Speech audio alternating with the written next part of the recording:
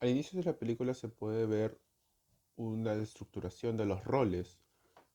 Conocido como el Jaguar, un alumno de primer año se revela ante los cadetes de quinto, salvándose de la novatada que tienen estos al tratarlos a los de primero como si fueran perros, como si fueran esclavos, como si fuera una relación de poder en la cual ellos son los amos y ellos son los esclavos. Jaguar se gana el respeto de todos los cadetes de primero, dado que, aparte de rebelarse, llega a lastimar de gravedad a uno de los cadetes de quinto, lo cual se gana el respeto de los cadetes de quinto y de los chicos de primero, demostrando así que su rol, su estatus iba a ser el más alto, al menos de ese año.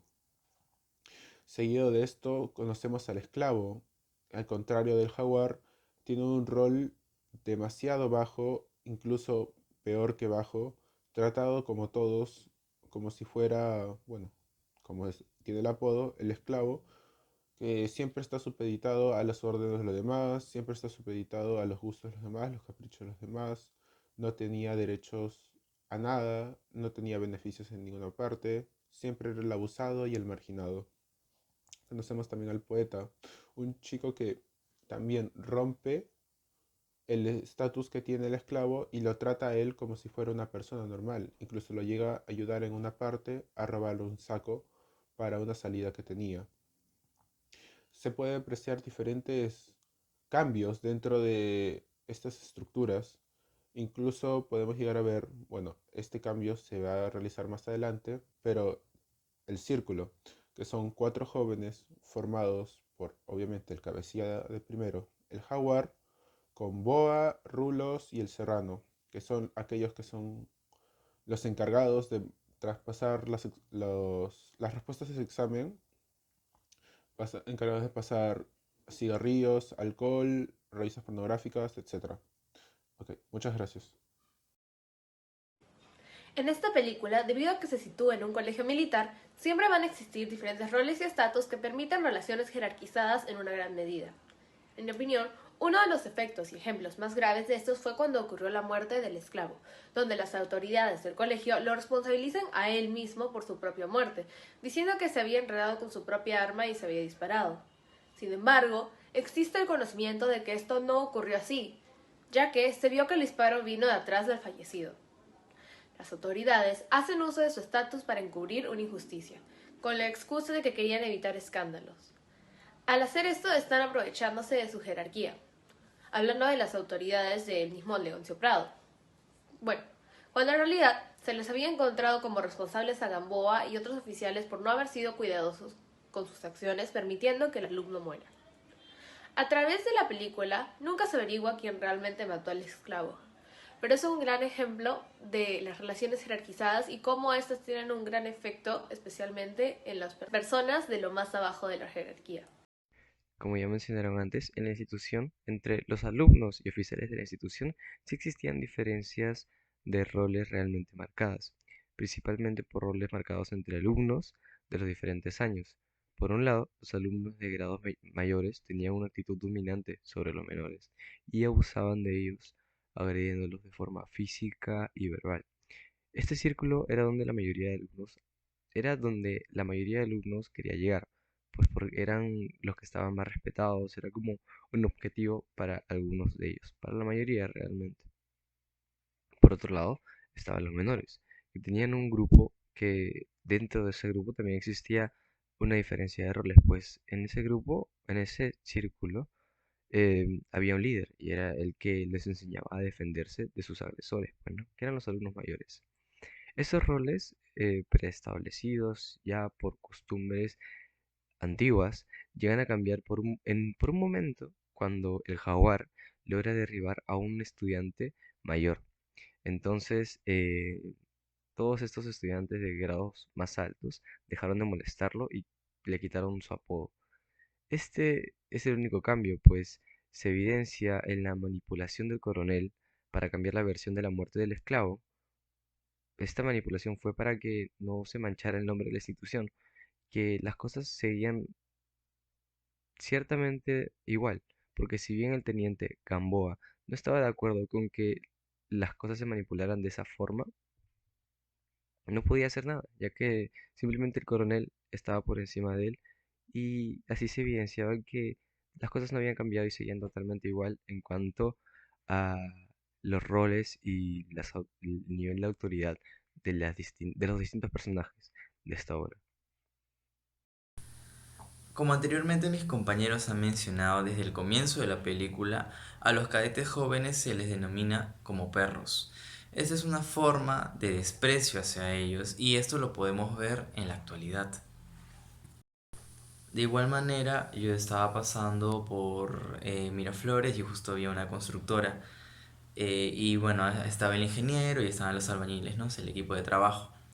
Y en ese momento pues yo escucho como un albañil hace mal su trabajo y el ingeniero va y literalmente le dice todo, le empieza a gritar y hasta lo bota.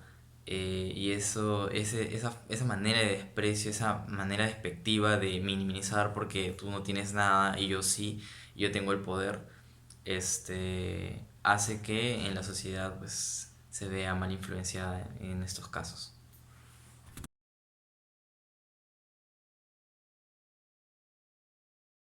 En esta película podemos apreciar el contexto que se da en la Escuela Militar Leoncio Prado, donde los cadetes internados deben seguir una rutina establecida por la misma institución, puesto que se trata de inculcar virtudes castrenses para aquellos que aspiran a ingresar a las instituciones militares. Sin embargo, la mayor parte de cadetes habían sido obligados por motivos de bajo rendimiento académico, comportamientos o conductas inadecuadas y sobre todo la creencia de que ahí se forman verdaderos hombres, entre otras muchas cosas. La primera continuidad que tiene un cambio se sitúa al inicio de la película, en donde se puede observar cómo existe una tradición en el colegio militar que continúa año tras año, donde los cadetes de quinto año bautizan, entre comillas, a los cadetes de primer año. Esto se da mayormente con humillaciones al ser llamados perros y al obligarlos a actuar como tal. Sin embargo, hay un cadete de primer año al que hacen llamar jaguar, quien intenta librarse y protegerse de estas agresiones mediante una pelea que al final logra ganar. Aquí se puede evidenciar cómo este personaje realiza un acto de respeto para la época al no dejarse humillar. Por esta razón, durante la mayor parte de su tiempo en el colegio, recibe admiración y es llamado como líder. Analizando esta película, hemos visto cómo estos jóvenes tienden a pasar de un comportamiento pasivo a uno agresivo con el fin de sobrevivir y adaptarse a un ambiente lleno de discriminación por parte de altos rangos.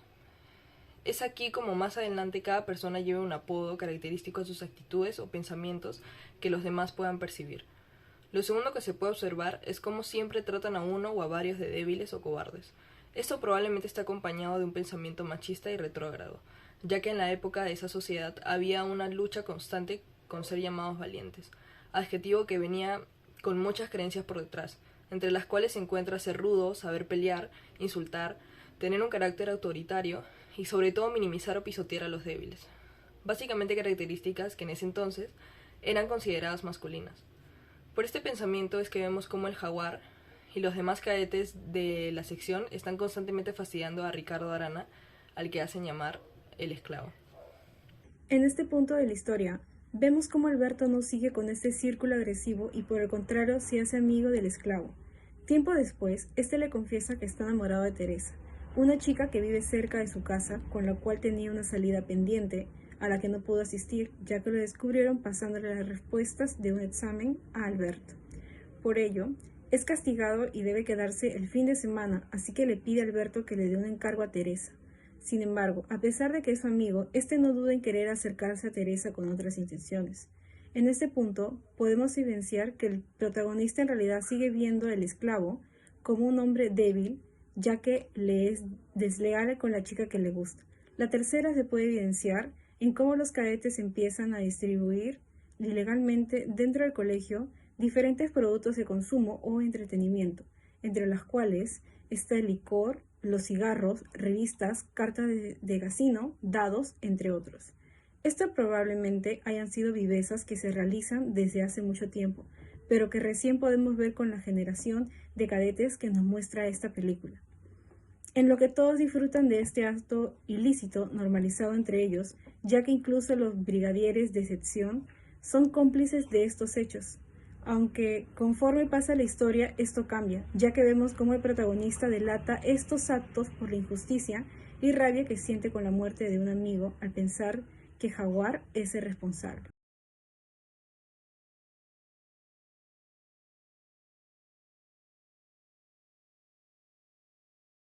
La ciudad de los perros establece al instante las relaciones de poder existente entre los personajes, en los que la disciplina y la sumisión son sus principales características. A simple vista, no solo se ven reflejadas entre los tenientes y los cadetes. Sin embargo, conforme avanza la película, comprendemos que también existe una red compleja de relaciones de poder dentro de estos dos grupos que estarán determinadas por la estructura militar, los prejuicios y la ley del más fuerte. Para comprender la más evidente relación de poder, debemos analizar el comportamiento de los cadetes y los tenientes.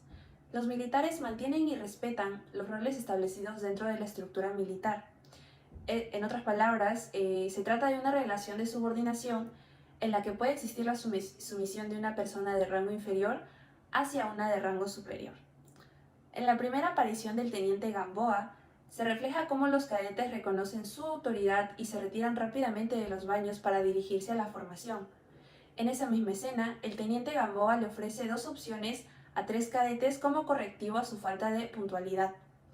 Los 3 cadetes deciden ser golpeados instantáneamente. A pesar de que el teniente menciona que son sujetos libres de elegir, su rango en sí mismo somete a los 3 cadetes a sus órdenes. Sin embargo, en una siguiente escena se demuestra que el rango no es lo único que somete a los cadetes al teniente Gamboa, sino también el poder que le otorgaba su rango dentro de la institución. Cuando los cadetes deben de dar un examen de química, el teniente Gamboa interrumpe en el salón al escuchar un alboroto y burlas de los estudiantes hacia el profesor.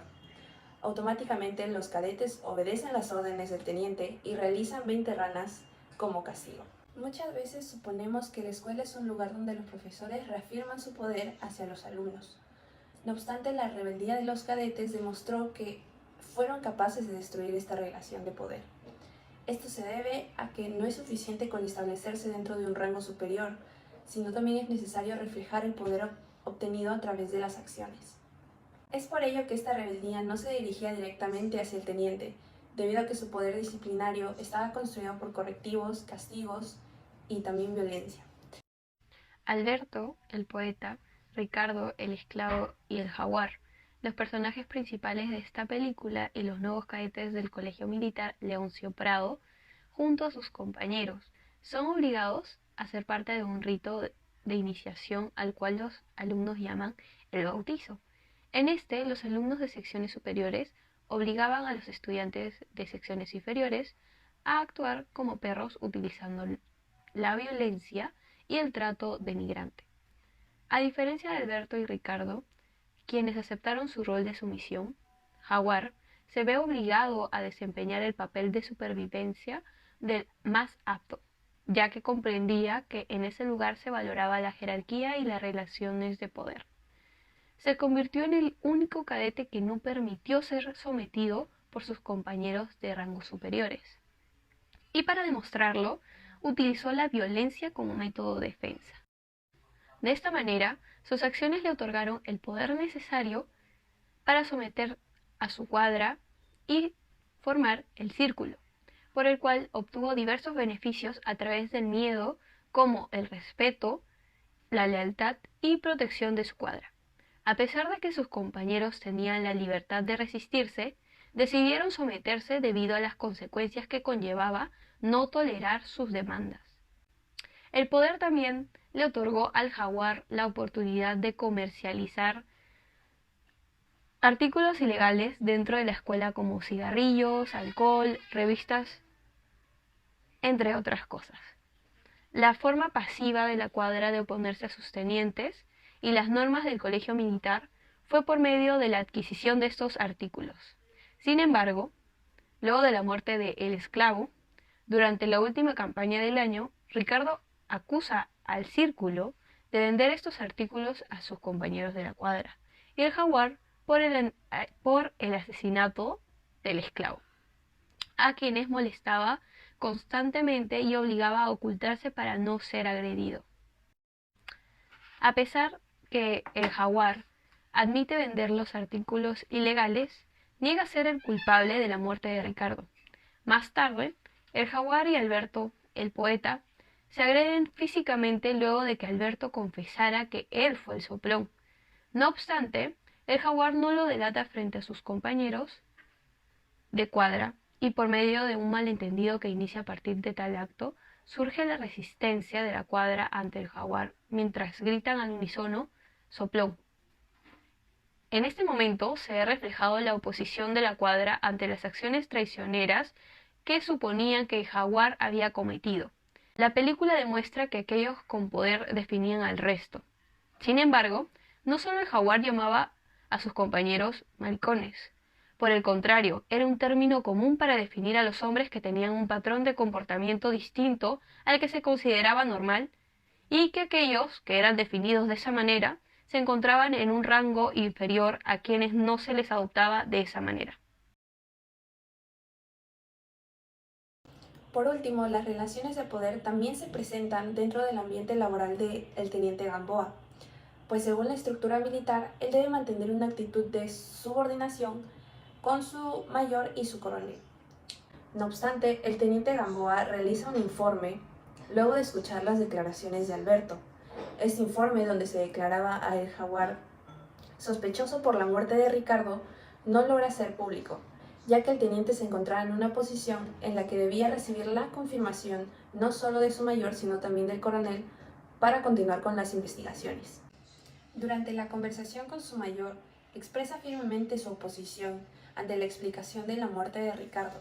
Sin embargo, el mayor afirma su poder al amenazar de delatarlo con el coronel sobre su comportamiento.